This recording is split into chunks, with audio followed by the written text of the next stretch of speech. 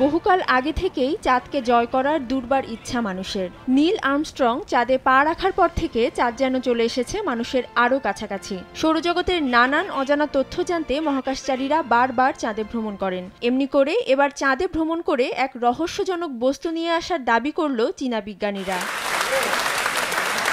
চীনের তৈরি নভোযান চ্যাং-ই-6 পৃথিবীতে ফিরে এসেছে। এর মধ্য দিয়ে বিশ্বের প্রথম দেশ হিসেবে চাঁদের দূরবর্তী পাশ থেকে নমুনা নিয়ে ফিরে আসার কৃতিত্ব অর্জন করেছে চীন। দেশটির বিজ্ঞানীদের বরাতে স্কাই নিউজ এক প্রতিবেদনে জানায়, তারা চাঁদ থেকে বিশেষ নমুনা সংগ্রহ করেছেন। এর মধ্যে থাকতে পারে 25 লাখ বছরের পুরনো আগ্নেয় শিলা।